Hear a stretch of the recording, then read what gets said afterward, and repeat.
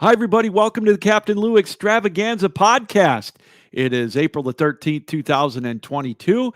As we're going to do a little bit different here on the Extravaganza, we're going to do it podcast form where we'll pick one subject. And tonight, I couldn't think of a better way to do it than to go with the NBA playoffs. We'll take a quick look back at the March Madness. It was a great tournament run there as well. But in doing that, I guess I should say, I couldn't think of a better guest to come on than a friend of the show. He's been on numerous times talking hoops with us, none other than the coach, Steve Finamore. Steve, thanks for joining us tonight. How are you, my friend? Hey, Captain Lou, I'm feeling great, man, and I really appreciate you reaching out and bringing me on to talk some basketball because, after my family and work, basketball comes in third place, man, and I love talking it with you. Well, I appreciate you coming on. And we got a lot to talk about tonight. The NBA playoffs, as I mentioned, they're starting up with the play-in games. Good start last night. We'll talk about the Nets and Cleveland and also Minnesota getting back, clinching a berth with a big win last night. But, Steve, I wanted to start off with March Madness first as we had Kansas make the run to the title. And I don't know about you, but it really sucked me in. It was a great tournament. I don't know if part of it was because of the pandemic where we, had empty stands the year before and then no tournament. But I got to tell you, there was a lot of intrigue. Coach K finally calling it a career, but the games were good. A lot of fun to watch. They really were. From the start, first day, opening day on the play-in games, and even Thursday and Friday in that first weekend. To me, Lou, and everyone can have a different opinion on this, but the NCAA tournament, Division I postseason, is to me the best postseason in all of sports. Now I know you're a hockey guy, yeah, and NHL playoffs are incredible. There's nothing like a Game 7 in a playoff game in hockey. But to me, the NCAA tournament, the way it's laid out, I was talking to a friend today or yesterday, and I said, gosh, can you imagine if the NBA went to the same format as the NCAA tournament with the brackets and all, one game elimination? I think it'd be great, but I know money-wise it can't be done. So, but yeah, Lou, it was great. Like you mentioned, Coach K, Kansas, North Carolina, what a story they were. So I was real excited, and I watched most of the games. It's funny because, Michigan State, they ran into a hot Duke team. I thought they played really well. Michigan, they couldn't make it, or, they made a decent run. But I got to tell you, what really impressed me was the coaching of Hubert Davis. There was a lot of questions about him coming into the season, Stephen. And even halfway through, people were wondering if North Carolina was going to make the tournament. And they made one heck of a run. And I think Hubert Davis, he showed his chops, his coaching chops. I was really impressed by what he was able to do. Well, I watched them all season long, and up until I think mid-February or late February, they had not had one single quad one win. And people were talking about, hey, can they make the NCAA tournament? Will they make it? The ACC this year, despite Duke and North Carolina's success in the tournament, they were down this year because up until late February or early March, they only had one team in the top 25, and that was Duke. So Carolina came on. I tell you what really, really surprised me. I had them beating Marquette in the first round, but I did not have them beating Baylor in that second round. And that day, here's the thing with Carolina. Hubert Davis, okay, for people who aren't familiar with his playing career, he was an incredible outside shooter. And that was his forte. So they shot a lot of threes, North Carolina, in the tournament. And I think they actually shot the most and made the most. So the game against Baylor had a 25-point lead on Baylor. Baylor came back, tied the game, went to overtime. And then they went on. They beat UCLA. And then they beat my team, St. Peter's from Jersey City. But yeah, Hubert Davis, he should be applauded. The players love him. I hope he stays in college, Lou, because I know a lot of these guys, these pro guys, these ex-NBA guys, they struggle with college coaching. And the one area is the recruiting part and the compliance and the academic part of coaching is what gets to these guys. And I hope Hubert Davis can get over all that and stay in the college game because the college game needs him. Oh, I agree. And I'm right there with you because I know I hope Juwan Howard stays at Michigan, or stays in the college game. The rumors about LA, we'll talk about that in a few minutes. I'm right there with you. But speaking of college coaches, Coach K, he called it a career. He had a great run in the playoffs, or in the tournament, getting all the way to the Final Four. Got the most out of that team. But what a great career for Coach K. Now it's 42 years. Something I don't think we will ever see again. You're absolutely right. To me, he's the greatest college basketball coach of all time. Yeah. He's done it over so many decades. I first started watching college basketball in 1979, 78-ish. Mm-hmm. And ever since then, I was never a big Coach K fan. I was never a Duke fan. Now, I had my reasons. There was something about them. Might have been an arrogance. Might have been how tough they played and how good they were. I was just kind of jealous.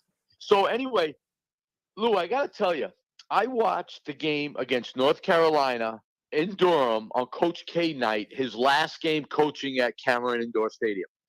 And I really fell in love with him, his philosophy, his team that night, not during the game, but I don't know if you saw the post-game ceremony, but when he started talking and talked about his family and things of that nature, Lou, I got to admit, I was pulling for Duke. I had them winning the national championship. I thought they were going to beat, Villanova in the finals, but Villanova had a big injury, devastating injury to Justin Moore. Mm-hmm. But Coach K made me a believer in one night, and I wish him all the best. And to me, I'll argue with anyone or debate, he's the greatest college basketball coach of all time. Well, I got to tell you, I took your advice the last time you were on the show, and I put a sawbuck down because I got great odds on Duke. I thought you and I were going to be splitting some cheese and drinking some mochas for a while. I was all set to come and bring you some certificates for splitting the winnings to get that, for giving me that advice. But, it was one hell of a run. I agree. No, it was. His players, they play so hard for him. There's so much passion. I don't know if you saw that last game against Carolina in the regular season, but all the players came back. I think 60 or 65 players. They were all sitting together in the stands. And to me, I'm like, this is what college basketball is all about. I'll never forget when Shane Battier from Detroit Country Day here in Michigan, when it came down to Duke and Michigan State, and Michigan might have been in there too, but I do know it was tough for Michigan State's coaches to hear from Shane Battier and saying, hey, I'm going to Duke, guys. And, Battier had a great career, but all those guys at Duke, they play the right way. There's definitely an arrogance to some of them. But you know what, Lou? In the game of basketball, you got to be a little arrogant at times, especially on the floor like the Bobby Hurleys and the Christian Leitners. Well, it's obviously proved to be successful because they won all those championships, and he's the winningest coach of all time. So I can't argue with you. Steve. And Lou, he's done it with different types of players in different eras. So that's what makes it pretty cool. Oh, my God. That's a great point. Before we go to the NBA real quick, he learned to adapt. And and one great quote that I heard from him afterwards that it sticks with me, and I'm always going to use it. They said, what was the most difficult thing about it? And he said, and he said, well, I don't know if it was difficult. He said, there's two situations I'd like to be in, and I was in one of them. Either have tears of joy or tears of sorrow, because that means that you were there and you had the opportunity. And that's always going to stick with me, Steve. I love that. And you know what, Captain Lou, one more thing about Duke. Yeah. A couple of years ago when Zion Williamson, R.J. Barrett, and Cam Reddish were on their team, and you remember Michigan State beat them in the NCAA tournament? Sure do. And my thing, I tell everybody this, look, sometimes when you have the best players, it doesn't necessarily mean you have the best team, and those three guys that I just mentioned, they were top 10 picks in the draft. And Michigan State at the time did not have one player go in the draft. Cassius Winston went the following year. Mm-hmm. But, like the guys that Michigan State had, those guys went overseas to play. But Duke had those three great players, and they still lost. It happens. Teams lose. Great coaches lose games. Players play bad. When we do get into the NBA, Lou, in our discussion, I want to talk about the Lakers a little bit. Yeah. And I thought it was so unfair what they did to Frank Vogel. But last thing on Coach K, I'm a big believer. I want to get his new book that's out, and I'm really happy what he's done for college basketball. We're joined tonight by Steve Finamore, our basketball expert, historian. Always love talking hoops with Steve. Let's go into the NBA. Great tease that you just did, Steve. Let's transition to the Lakers. You and I, when we first talked about coming on the show, you sent me a note. He said, "What a fiasco in LA," and I saw a couple of stats on it. God bless them for winning in the bubble with LeBron in 2020.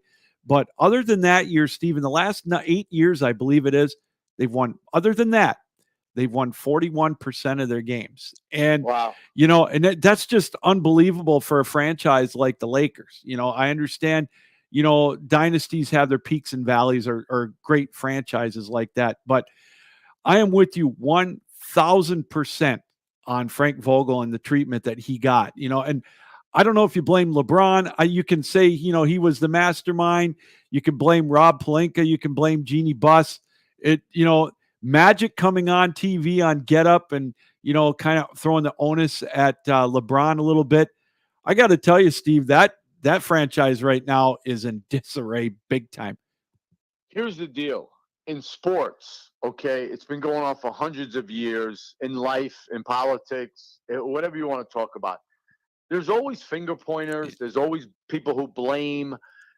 There's always negative nannies who try to find the worst situation.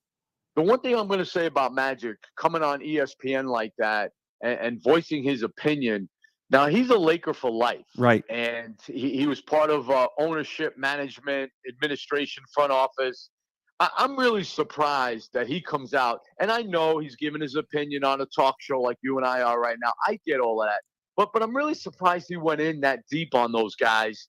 And I don't know if he defended Frank Vogel or not. I hope he did. I didn't get everything that he said. I didn't really read it, but I heard about it. And to me, it was a little unfair. And the one thing I will say about LeBron James and the Michael Jordan comparisons, the greatest of all time discussion, here's the difference between those two, amongst other things. Michael Jordan would have never let happen in Chicago what LeBron James allowed to happen this year. To me, the onus should be on LeBron James to be the leader of that team and hold people accountable like Kobe Bryant, like Magic, like Larry Bird, like Isaiah, like Michael Jordan. Listen, the best player has to hold guys accountable. The star of the organization, the polarizing player, the superstar. I'm sorry. I don't care what anyone says. They got to hold people accountable. Because if you're not doing the job, there's got to be someone there to tell you the truth. Because we do it as parents. If our kids are messing up, okay, we do it as teachers. We do it as coaches. If people are messing up, you got to let them know. And to me, LeBron didn't let them know. And if he did, we didn't hear about it. But guys like Anthony Davis, Carmelo Anthony, Russell Westbrook, those guys got to take some blame too if we're going to share blame. And number one, LeBron had a great season. I don't think he had a bad season. No. But Davis and Carmelo Anthony, those guys, I don't know if you can win with those guys anymore. But the one thing I'll say about Westbrook, the first 78 games of the year, Lou, he missed one game. Yeah. He sat out one game he missed. And where guys around the league are sitting out left and right, they're healthy enough to play. He stayed out 2 games when they got eliminated from the playoffs. One thing about Russell Westbrook is he gives everything he's got every night. Oh, 100% agree. And so my question is now, if you're the Lakers, what direction do you go? I mean, I know I've heard the name Mark Jackson being floated out. He said he hasn't been contacted yet. Of course, the people are saying LeBron would be enthused and would love to see him. You see Juwan Howard's name being thrown out. I don't think that's going to happen. But here's my question, Steve.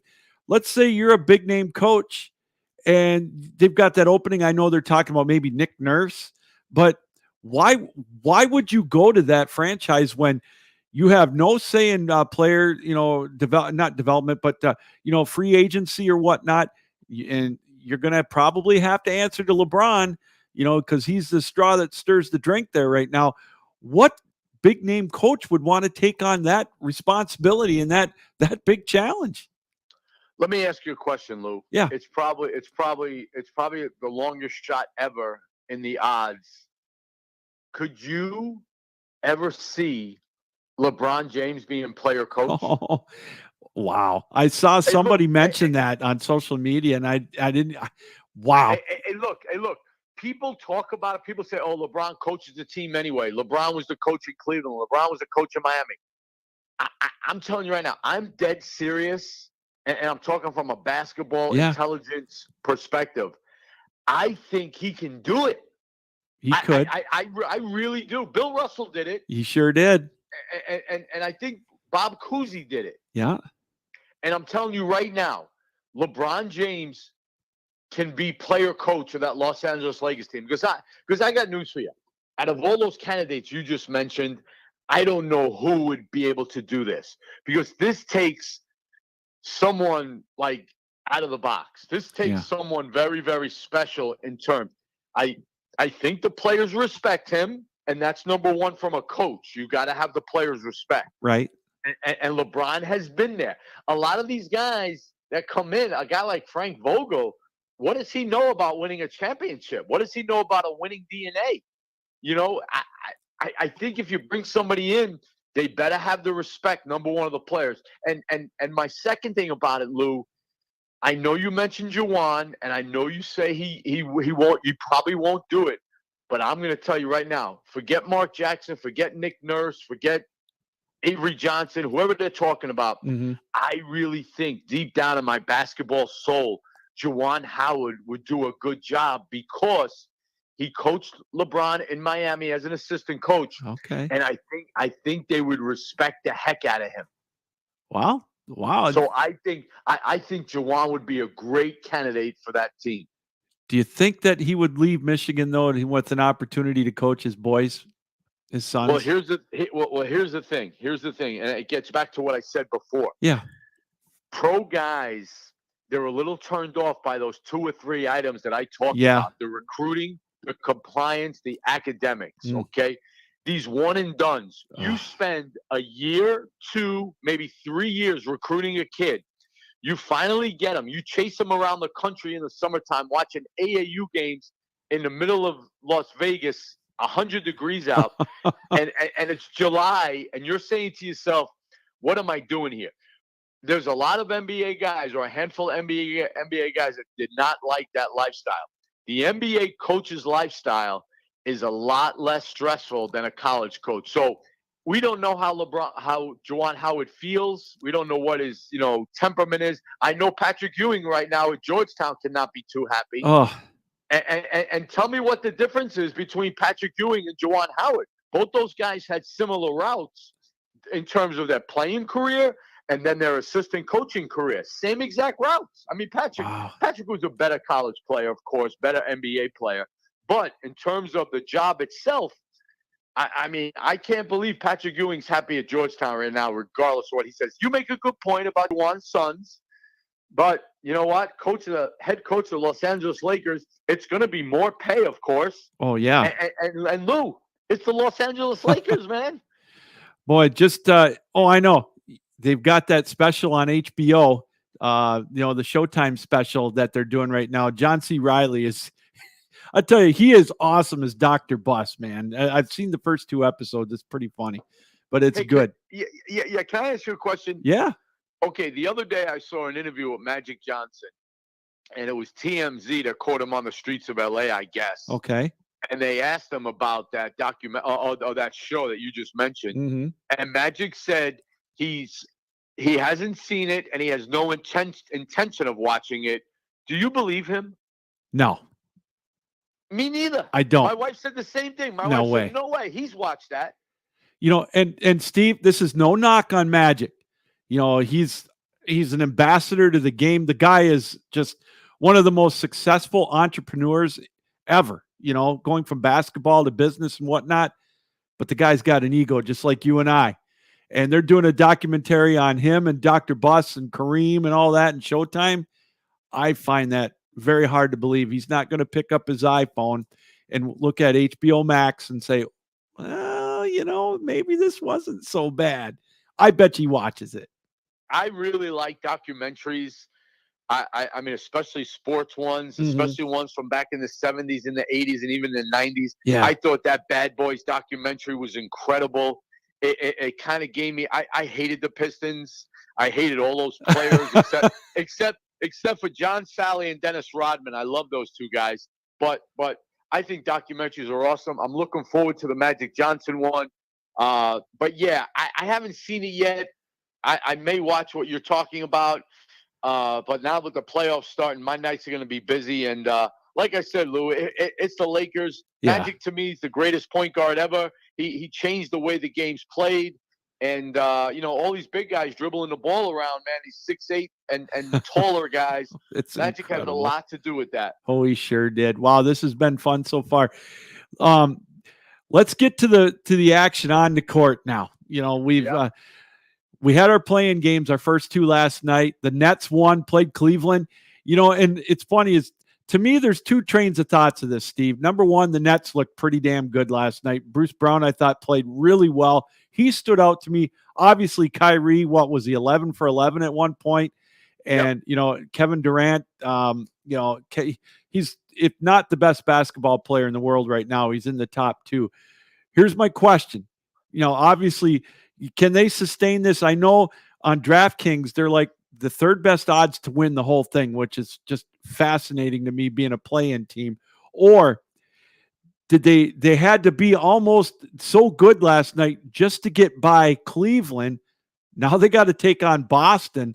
That's going to be a heck of a series. I'm excited to watch this one in particular. There's a few of them, but this one stands out. What is your initial gut feeling about the Nets right now, going in after winning and now taking on Boston? Well, you make a good point. Was it the Cleveland Cavaliers not being so good and Brooklyn looking really good last night against them, the level of talent? You make a great point with that, and I see some of that. Number two, and I'll probably state the obvious, and if your listeners will probably say, yeah, no kidding, it's the guys around KD and Kyrie Irving. Are those guys going to step up and fill a role and know their role and not try to play hero ball and just fill in the blanks, fill in the missing pieces? Because when a series begins, multiple games, of course, the scouting gets amped up a little bit. The defensive pressure, the defensive intelligence, the familiarity of all the players. The Celtics coaching staff is going to put a great plan together. Marcus Smart's a heck of a defensive player, so he's going to give Kyrie Irving a lot of fits. How are the referees going to call it? They're going to call it close. They're going to let things go on. Kyrie's going to get his points. Kevin Durant's going to get his points. Now, the next, part of that, will Bruce Brown have a good series? I'll tell you who I'm impressed with is their backup center, Nick Claxton, who was 6 for 6 last night, actually, from Alabama. And our old friend from the Detroit Pistons is playing not too shabby, and Andre Drummond. Well, I got to tell you, that to me is going to be the key to that game. I was listening or watching the preview or pregame last night a little bit, and Charles Barkley brought up a great point about, and I think it might have been Kenny Smith too, about, if they can give the Nets their 60 to 65 points between Irving or Kyrie Irving and Durant. But I was kind of watching Drummond, and that he's going to be the key. Him and his backup Claxton. That's a great point. And they were already talking dirt about the Celtics, and I'm like, Horford's hearing that, and he's got some pride. They're gonna. I'll tell you that it's going to be a dynamite series. Hey, Claxton and Drummond have been playing so well. I have a lot of friends in New York who are Nets fans. Some Knicks fans, and we're always going back and forth talking about the Nets. And the success of Drummond and Claxton has, demoted LaMarcus Aldridge and Blake Griffin to DNPs. Isn't that something? So those guys are doing a great job. Last night, another key player in this series is going to be Seth Curry for the Nets. Yeah. He didn't shoot the ball very well last night. I don't think he made a shot, but he's going to have to come on strong. Yeah. And Patty Mills, backup guard, will always be there. He's all reliable. Goran Dragic, if Kyrie Irving needs a rest or he gets into foul trouble, Dragic will come in and help them. So I think the Nets, if they stay healthy, like KD had that injury last year against the Bucks.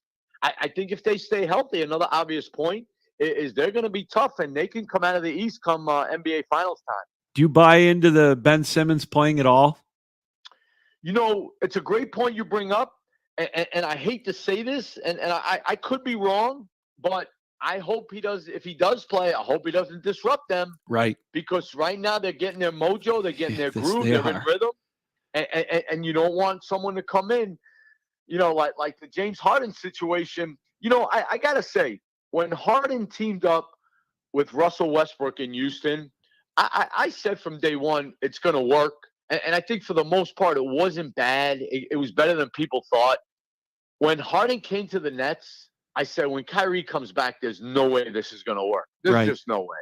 Because Russell Westbrook can play off the ball a little bit, and Kyrie and James Harden cannot play off the ball. So I just hope, Lou, I'd love to see Ben Simmons. I think he's great for basketball.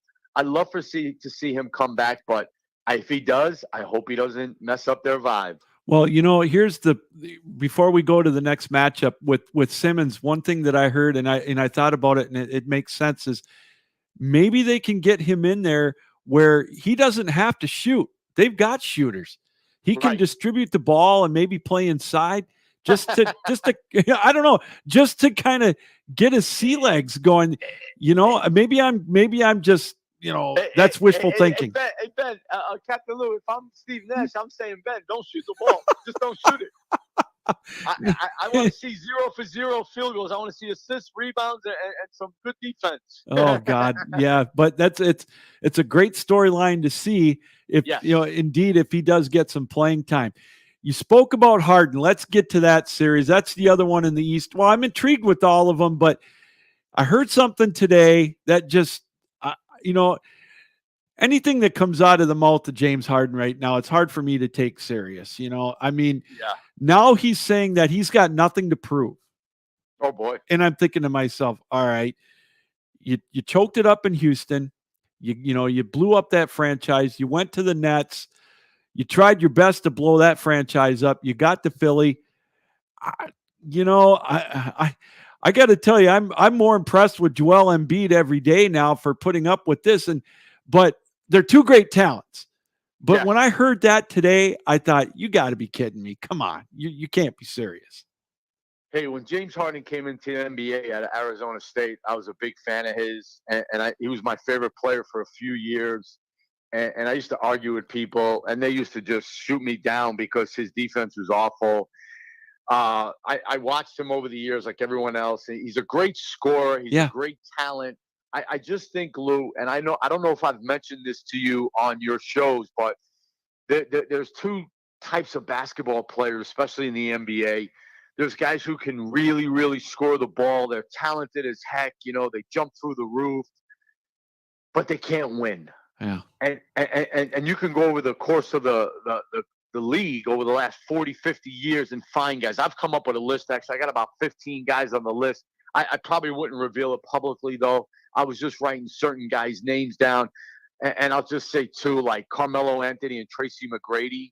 I just think those guys, even though Carmelo won in college, but it was just 1 year he was there, I think Harden falls into that category. I don't think you can win a championship with James Harden. I wish he can prove me wrong, because who I've come to love is Joel Embiid. I really love him, Lou. I have too. I mean, hey, Lou, here's the deal. I told someone this one time, a long time ago, maybe about 5 years ago. I said, the NBA today, you can watch every single game. You can get the league pass, and you see LeBron James every night, okay?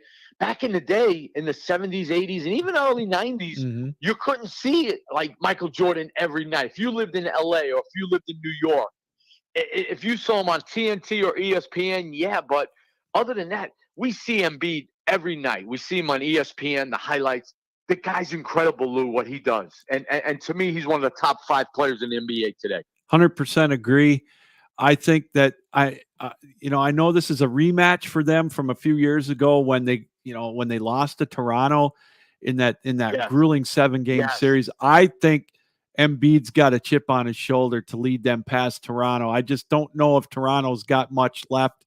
They might win a game against Philly. I think this is going to be Philly in 5. I think I'm going to have to agree with you. I really think Philly's going to make a run. I hope for Doc Rivers. I don't think much of Doc Rivers Right. as a coach. I think I've said it on your show. Yep. I've said it on to my friends. I mean, Doc Rivers was an average player. He's been a decent, okay coach in the NBA. He's got a lot of victories. He treats people nice. He's a social advocate for all of this and that. I'm not impressed with Doc Rivers as a great coach, So, but I would like to see Philly advance because I love watching their team play. I love Tobias Harris. He's one of my favorite players in the NBA. It breaks my heart, Lou. Like I'm kind of like a I don't know, semi-Pistons fan from living in Michigan for 25 years. And I look around the league and I see all these ex-Pistons and it breaks my heart. But so let's see. I'll go with Philly in 5 also with you. All right. Yeah, I think that just got too much. Sticking in the Eastern Conference, I want to go to Milwaukee and Chicago.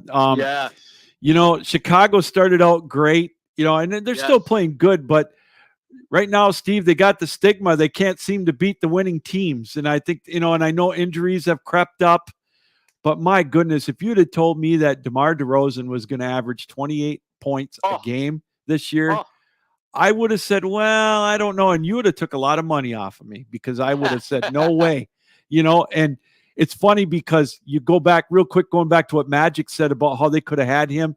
Who would have thought that he would have been averaging 28 points a game? That's not fair. But I tell you what, they're playing great. They're playing, it's great to see them in the playoffs, but I just think this Bucks team is they're ready. They're ready to repeat. They're ready for the repeat run. I mean, when you talk about Chicago, Lou, think about if Alex Caruso wouldn't have got hurt. Yeah. And he's missed a lot of playing time. Now, correct me if I'm wrong, but is Lonzo Ball missing this series? I think he is. Yeah. So without Lonzo Ball, it's going to be really, really tough. I love DeRozan. I love Vukovic. He's one of my favorite players too, Nikola Vukovic. Yes. I think he brings a lot to that team. Zach LaVine, I mean, he does his thing.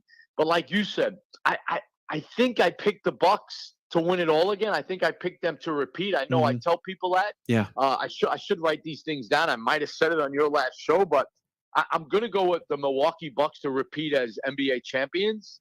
So I think Milwaukee's going to come out of this series, but I think Chicago will give them a tough go about it. I want to see how it goes. I'm really looking forward to this series, though. I think it's going to be really good. And I think Giannis, I love watching Giannis Antetokounmpo. I think he's one of the best players in the league. And when Charles Oakley came out a couple of weeks ago and said back in the 80s, Giannis would be a sixth man on most teams, I had to laugh. Wow. And I'm back on Twitter now. I took a 6-month hiatus. Yeah. And I've been posting some basketball thoughts up there. I don't want to get too controversial with people. I want to try to stay positive, but sure. What was Charles Oakley thinking on his comment about Giannis? I don't know. That's almost laughable. Here's a guy that has a legit shot at being the MVP again. It's going to be between him and probably Joel Embiid, in my opinion. Yes. And I wouldn't be upset with either one. I don't know. Lou, the most impressive thing about Giannis, of course, his skill is incredible. But, when he first started in the league, he wasn't a great player. He turned himself into a great player. He sure did. And Lou, in today's day and age, when we talk about character of people, Giannis Antetokounmpo is like one of the greatest human beings in the world. If you read about the things he does and what he's been through, and to me, in my book, that counts a lot. The character when we're talking about great players. I agree. Can't argue with you. It's amazing. I got to ask you: have you ever, in the last, since you've been watching basketball, which you and I have been watching at about the same time, have you ever seen a quieter number one seed than the Miami Heat? Oh my God!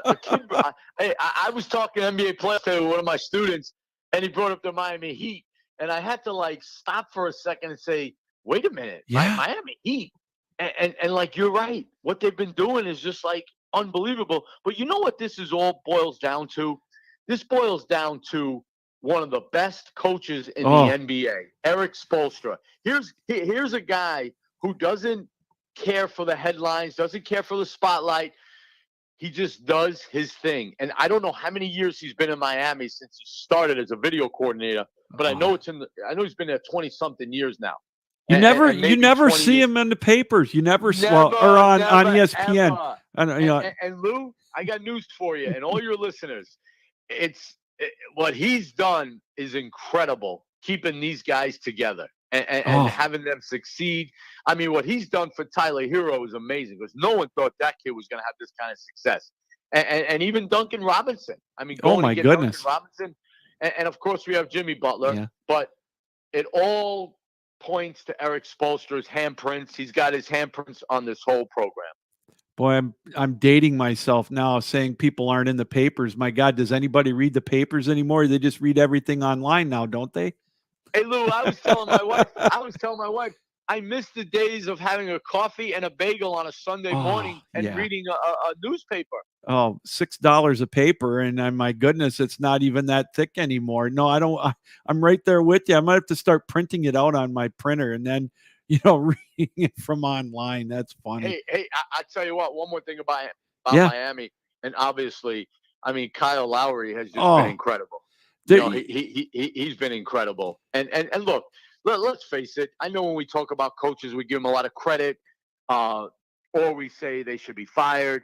You got to have players, man. If you don't have players, you're not going to really get to the mountaintop. So yeah, Miami has good players, but like you said, the most quiet top seed ever. I don't even remember it being like that. Well, let me ask you a question. I'm going to put you on the spot here on this one. They say in baseball, again, this is a 162 game season.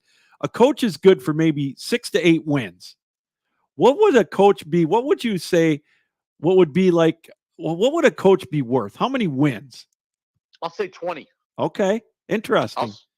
I'll say 20. I think, there's so many little things that go into it, like especially the scouting part.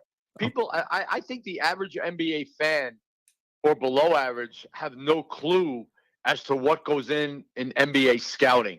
Now, a lot of people think, I'd say 75% of basketball fans have no idea what coaching staffs do during the course of a season, during the day.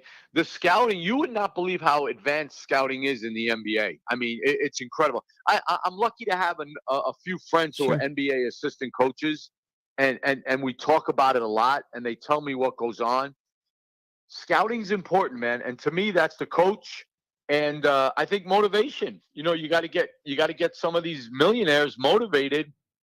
And I think late game situations. I think when you see a timeout with 10 seconds left and it's a tie game, a lot of these coaches come up with great plays, X's and O's. And Lou, I got one more bit of information about all that. Yeah. A lot of college coaches, they go to NBA practices, they talk to NBA coaches, and they steal or borrow a lot of their set plays.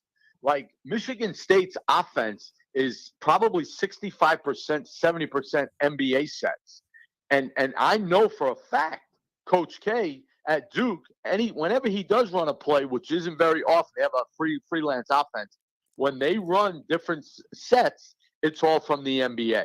Wow. So there's a lot of coaching going on. People don't believe it, and that's okay. I'm not going to argue that. But there is a lot of coaching. So I'd say 20 games, Lou, to answer your question. That's fascinating. I would have not guessed that much. That's amazing. I think that's awesome. Real quick on the last playing game in the East, we got Trae Young against LaMelo tonight. That ought to be interesting. Did that game start already, Ken? Or was that the late game? I think that's the first game. I think it might have started.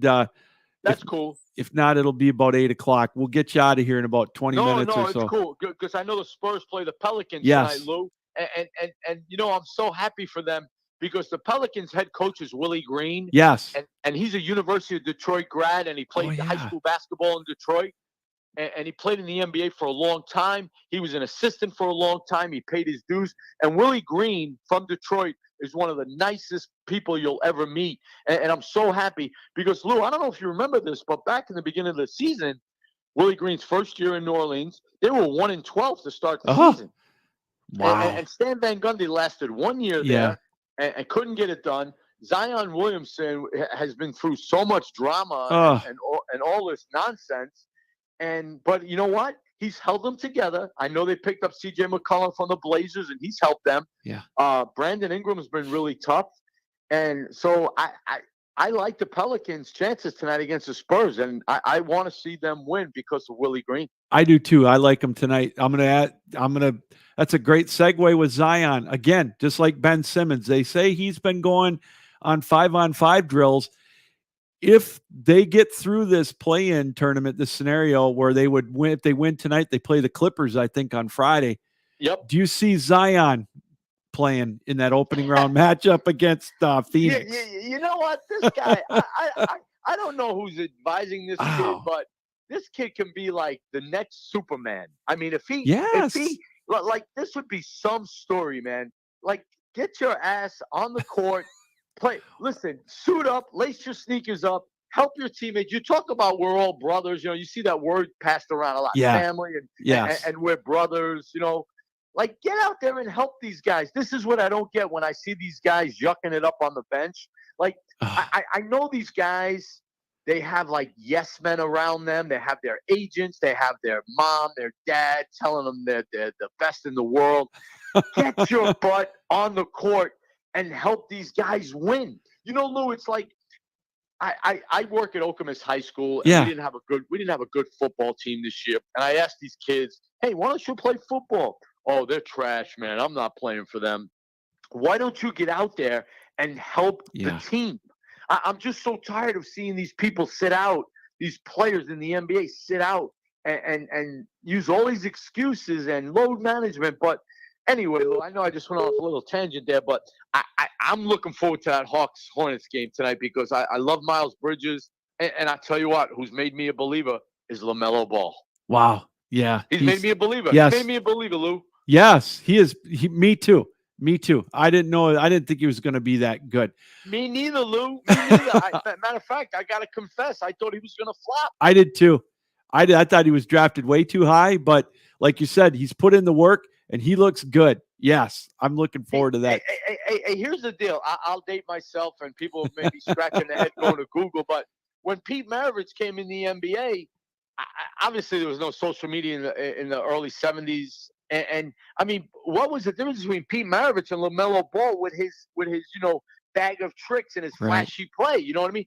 People are criticizing him right now for throwing behind the back passes.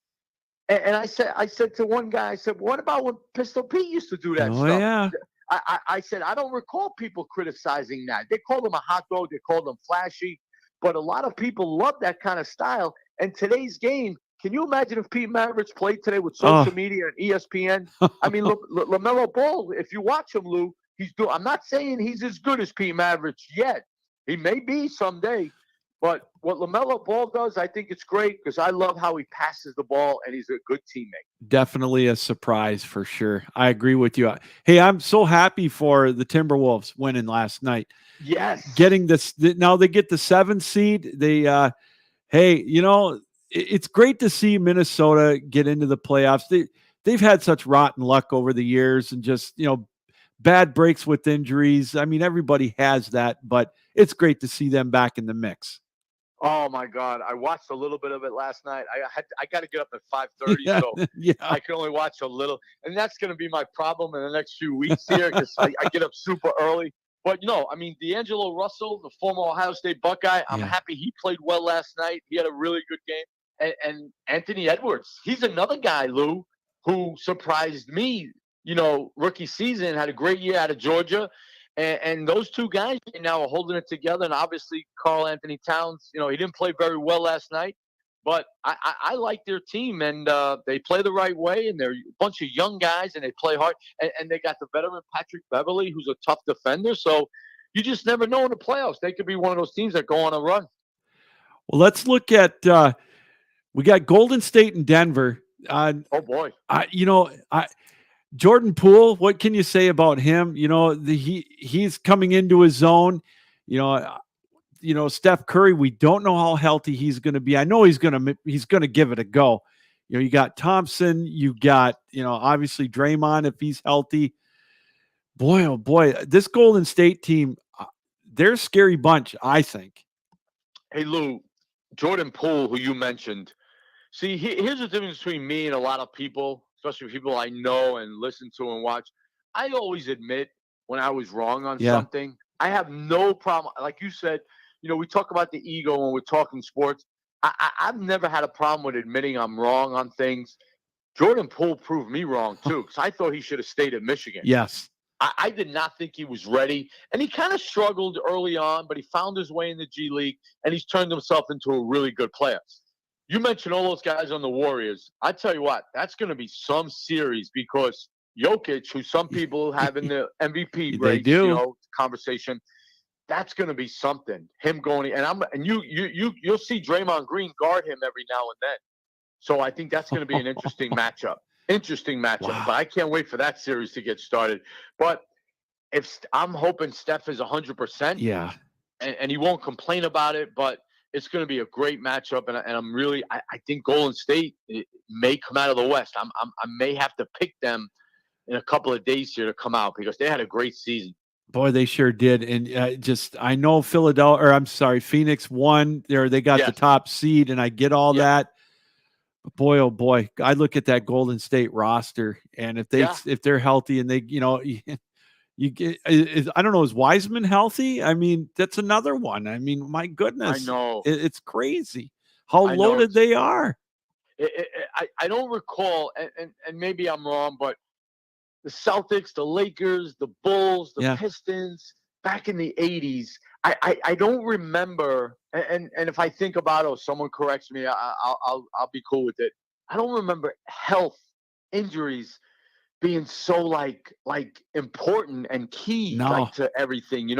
I just remember those guys playing, all the top guys always playing. Yeah. I mean, Isaiah Thomas, when he got hurt, when he got hurt against the Lakers, he was out there balling, Lou. Yes, he was. I mean, Bernard King, all the Detroit Pistons fans remember this. I think it was, I want to say 84, maybe 85, when he had those dislocated fingers on both hands. Oh, my God, yeah.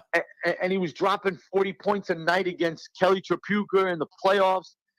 Like, Lou, I don't see that anymore. And I understand they got to protect their investment, these guys. I get all that. But, man, oh, man, like Zion, lace them up and get out there. Ben Simmons, come on. Boy, you would think, huh? It's amazing. I don't get it, but it's a different time, I know. I get it. It definitely is a different time. Next matchup, which is kind of intriguing to me, is I've been impressed with how well Dallas has done this year. They got Utah, and it's that's going to be a pretty even matchup. I wouldn't be surprised, Steve, if this one goes 7. I was so happy to see Dallas get rid of Porzingis. Yeah, I was never, ever, ever a Porzingis fan. I'm just not a big fan of a 7-footer, however tall he is, pulling up and shooting 3-point shots and not going down to the block. Steve, I think he did your Knicks a disservice, did him a dirty. Oh, my goodness. And I feel bad for you Knicks fans. I really do. Hey, look, it seems like we always put Band-Aids on things and hope and pray that they get better and they heal. But Luka Doncic, to me, top 5 player in the NBA. I think when it's all said and done someday, he may sneak into the top 10 of all time. Because, Lou, a lot of these guys, what they're doing in today's game, Luka Doncic, for example, we've never seen it before. Yeah. And if we have, it was by limited players. I mean, the way he controls a game, the pace, he does it at his pace. He doesn't jump out of the gym. He won't win any wind sprints against middle school kids. So I'm really looking forward to this. Rudy Gobert, Donovan Mitchell, that drama we got of Mitchell not passing him the ball. Utah, they shoot the heck out of the 3. So I think it's going to be a great series. And I love what Jason Kidd has done in Dallas. I think he's a solid coach, and I don't know if he gets enough credit for his success over the years. You talk about him, and I'm shocked that he didn't become coach of the Lakers. I thought for sure I really thought he must have saw something going on there, and I don't blame him for getting out because he's a great candidate too. You mentioned the candidates before for the Lakers. He's another guy you can throw in there, and I wouldn't be mad at that appointment, of bringing Jason Kidd, because I think the players respect him. Yes, they do. I mean, you gotta respect Jason Kidd. If you do your homework, if you know anything about the history of the game, Jason Kidd's one of the top 10 point guards of all time, and he holds guys accountable. Yeah. So, he wouldn't be a bad choice for the Lakers, but I think he's done a good job, with Dallas, and I don't know. We'll see how that turns out. We got health, though. Health. It all comes down to health again. Oh, it sure does, and that's a great point. We just talked about that. And now you've got Memphis and Phoenix, the number 1 and 2 seeds. That Memphis is going to get Minnesota. We talked about them. Ja Morant. What else can you say about him? I mean, he's just exploded onto the scene. As much as I love the Pelicans and I hope they win, there's no way that they're going to get past Phoenix, in my opinion, unless something drastic happens. No, but there's no way. You're right. Now, let me ask you this. Is it overhyped when you and I have talked about this on numerous occasions about taking the step ladder to the finals, like the Bulls and the Pistons and whatnot. They learn, they get eliminated, they do better the next year. Is that kind of what we might be looking at with Memphis? You remember Memphis had a little success in the playoffs a few years ago with Zach Randolph and those guys? I thought that was interesting. I think the young guys on today's Memphis team, I think that changes things a little bit. I can see them maybe upsetting someone, a higher seed, and moving along. Everything falls on Morant's hands, on his shoulders. We're going to see how well he plays. Phoenix, though, man, I'm real impressed with them, and I gotta defend another coach. I think Monty Williams. I mean, what he's done is just incredible. I mean, Chris Paul and Devin Booker are great, but what Chris Paul has done, he's another guy. I was never about. I'm making a lot of confessions tonight, Lou, on your show. Chris Paul's another guy. I was never a big Chris Paul fan. There was something about him, but what he's done, and I read something a few days ago about all the teams that he's been on. He's led them to like an amazing number of victories in each season. So I like Phoenix, man. I really do. Yeah. I think they can get out of the West, obviously. Number 1 seed, of course, Captain Obvious again, but it's going to be a great, great series. Well, it's funny with you talk about Monty Williams. I heard a stat today that he's the only coach, I think, in NBA history that has, in his first 3 years, has improved a team 11 wins each year. He went, I think, from 42 to 53 to 64 or something like that. And that, how can you not give him coach of the year? And his peers elected him that. And I find that amazing. And that's a testament to how good of a coach he is, because you've talked to me about this before. You got to mesh these egos. Pat Riley did it. Eric Spoelstra did it. Chuck Daly, all the great ones do it. And, and your point about Chris Paul is amazing too. I look back, gosh, I wish he wouldn't have got hurt in that series with Houston. Who knows what would have happened? They might. You remember that? Oh my God. Remember? Yeah. That was great. The thing about Monty Williams, and you just touched on it, is his temperament and relationships with the players. He played, and that's not necessarily, you have to play the game in the NBA, but he knows what these guys are going through. Yeah. And it's sort of, what it's like? I kind of compare it to Juwan Howard at Michigan.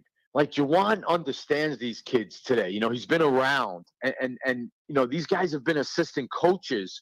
So there's a part of it where the egoless, guy steps in and does a really good job. And Lou, I got to say, coaching is changing. Coach-player relationship is changing right now. And it's not, UB Brown, my way or the highway anymore. It's not yelling and screaming. I'll even throw Tom Izzo in there. Tom Izzo needs to adjust. Yeah. He needs to change some of his ways, the way he approaches players and the way he goes after players. You got to be careful now because Oh, guys are sensitive, man, and they won't perform for you, and they know they can get rid of you quickly. So I think Monty Williams, you know what's a great stat that I saw, or a fact or story? Mikal Bridges for Phoenix has not missed a single game in 4 seasons. wow. And to me, things like that highly contribute to a team's success when you got guys out there. I'm interested to see how Cameron Payne plays for Phoenix in the playoffs, the backup point guard, because if Chris Paul goes down or he gets into foul trouble, backup point guard is going to be important. But I love Booker too. Devin Booker, another Michigan kid, playing really, really well. Yeah. So, all right, I'm going to put you on the spot here real quick. Finals matchup. I know you like the Bucks coming out of the East. I know you're kind of wavering. You want to wait a couple of days to make your prediction on Golden State or Phoenix to come out of the West? No, I'll drop it now. I'll drop it now for you. I'm going to go with a Milwaukee Bucks Golden State Warriors finals. Okay. And I got to write that down right here on my desk and put it on a Post-it. Because I'll tell you what, Lou, sometimes I do waver, and sometimes I go back and forth. Like if I watch the Nets, against the Celtics, I'm gonna say, holy smoke, these guys can win it all. But and my backup 2 teams would be the Brooklyn Nets out of the East, and I'm gonna go Phoenix Suns in the West. Well, I'm going with Milwaukee and Phoenix. And if you're gonna ask me a backup team, it's funny is unfortunately, sometimes I'm a prisoner of the moment. Yes. I got to tell you though, and call me a hypocrite, but I'm a self-proclaimed hypocrite when it comes to sports because I'll say one thing bad about a team and then I love them the next. But the Nets to me, boy, if they can play like they did last night, and we talked about it earlier, I'm going to go with them as my backup because I don't see Philly doing it. I just don't think Miami has the horses, and if Milwaukee falters, but I will go with Golden State too because I just love their roster. But I just think this year is Phoenix's year. I'm going with them to win it all. Yeah, I can see that, Lou. I think the good thing about this season is there are a handful of teams that can win it all. Yeah, a lot of times in the past, you kind of had a feeling Cleveland, Golden State. So I like how it's a little diverse, and I'm glad the East has gotten some power back. In the past, it was always the West for the most part, and it's going to be fun. And a couple of months ago, Lou, I think 1 or 2 months ago, I told you that I kind of soured on the NBA. Yes. I hadn't watched it, most of the season, and I was really down on the game. I was down on some of the players, some of the drama. But I'll tell you what, Lou, I'm easing my way back. I'm reading about all the teams. I'm watching as many games as possible. I'm really looking forward to the next few weeks in the playoffs. Boy, it's going to be fun. It really is. I can't wait either. I wait for it to start this weekend. Last thing before I let you go, something, I know you and we love to look at history. So I brought it up from 40 years ago. Yeah. From 1982, the finals, Lakers and Philadelphia, the 76ers, and first question for you is, okay, there were on this 76ers team, there were 3 Hall of Famers. Okay. See if you can name them. You probably can, but I want to give you first crack. Well, I'll give you the crack because I got it in front of me. Sixers, huh? 1982? Yep. Or just on that team alone? Yep. I'm going to say Julius Erving. Yes, sir. I'm going to say Mo Cheeks. Yes. And Moses wasn't there yet. Nope. So I'm going to say Bobby Jones. Boy, give that man a double latte. A double latte coming your way. I almost said Moses, but Moses didn't get there until next year, I think. The next year he came in. And Bobby Jones was the tough one because I got to tell you, man, I met Bobby Jones once. Oh, and wow. I hope we have time. We got time. We got all time in the world. Bobby Jones started coaching high school basketball, and he coached at a Christian school in North Carolina. And my team, I was an assistant coach on the varsity. we went out from Brooklyn to Los Angeles to play in a tournament, and Bobby Jones's team was out there. Wow. And we played them, and I kept looking down at the bench, watching him coach. He was standing up, and he had a center on his team. His name was Todd Fuller, who played for North Carolina State, and I think he had a cup of coffee in the NBA. But I tell you what, I used to see him come to the Garden. We used to collect autographs outside Madison Square Garden, and Bobby Jones was always the nicest guy in the world. So he was the toughest out of those three to get from that Sixers team. And of course, Billy C went into the Hall of Fame as a player in 1986. He was the coach of them. Now, okay. Oh, yes, that's right. So, Brooklyn guy, Brooklyn. Yes, and on the Lakers, there were 4 Hall of Famers on that team. Here's your chance to get double or nothing. Oh, that's easy. Okay.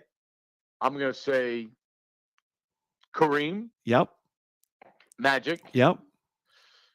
Jamal Wilkes. That's the third one. This one I would have never guessed, this fourth one. This one might throw you a curveball, but go ahead. Bob McAdoo. Oh, my God. Man, you are on it, Steve. You are on it. No, because the only reason why I know that is because I always debate Jamal Wilkes and Marcus Johnson. You remember Marcus Johnson? Oh, heck yeah. I played for Marquette when I played for the Bucks. Boy, he used to put the dagger in Detroit. No. Marcus Johnson played for UCLA. Or UCLA. I beg your pardon. But he went to Milwaukee. That's where I always get it confused. And by the way, Marcus Johnson was the first original point forward. Okay. Don Nelson gave him the ball and had him bring it up and run the Bucks offense. But anyway, I always say, and I don't care what anybody else thinks, Marcus Johnson was a better player than Jamal Wilkes.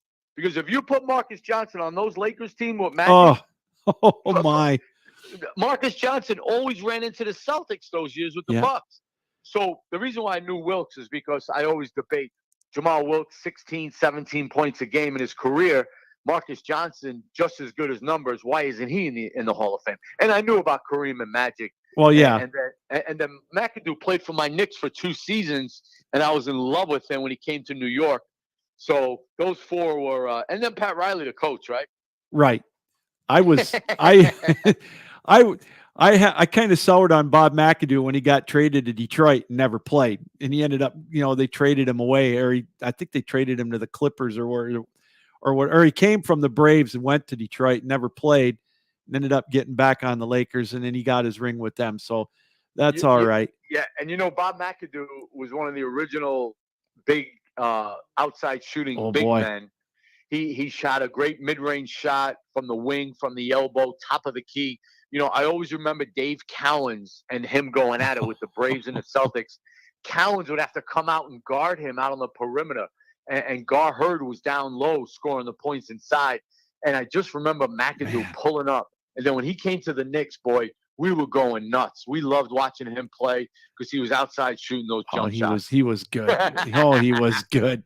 It's funny. You look at that in that playoff run that for both teams. Remember, it was 81 when the Lakers lost to the Rockets. Remember that on that fluke play in the playoffs? We were watching that. My brother and I were watching that game. I think Ralph Sampson hit a turnaround shot at the buzzer. Yeah, it was a tip play, turnaround jumper at the buzzer. I'll never forget that. That's right.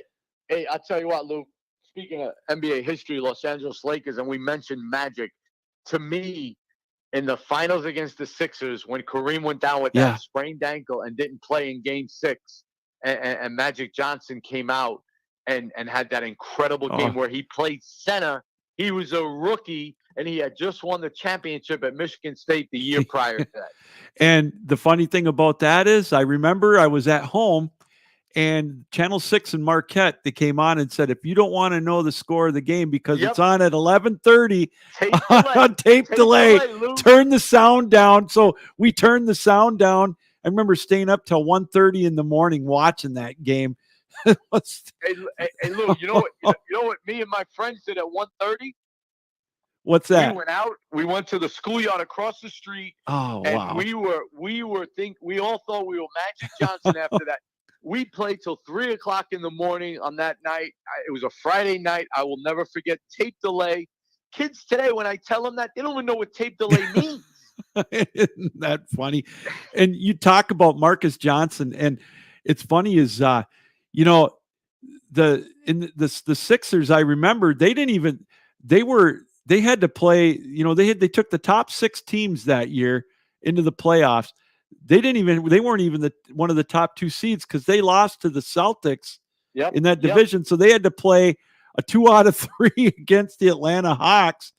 And then they played Marcus Johnson and Bob Lanier. I remember that. They beat them in a 7-game series, I think 4-2. I can remember that was, I think, Lanier's last year or one of his last years.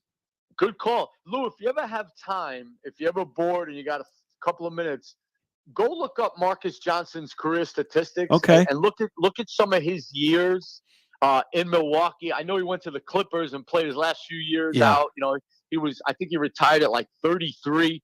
But look at some of his early years in Milwaukee, his scoring ability, his rebounding, his assists. And then if you got time, go check out Jamal Wilkes' numbers. I will do that. To me, it shouldn't be a discussion. I think Marcus Johnson should be in the NBA, in the Naismith Hall of Fame. I agree 100%. Wow, Steve, this has been fun. I appreciate you coming on tonight, being a part of the podcast. Go enjoy the game. Go enjoy the Trae Young game against LaMelo, and most of all, enjoy the NBA playoffs. And maybe we'll get you back on after it's all done, and we'll rehash the run to the NBA Finals. Ace, my last confession, I didn't think Trae Young was going to be this good either. I didn't either. I'm right there with you. We'll have to go on.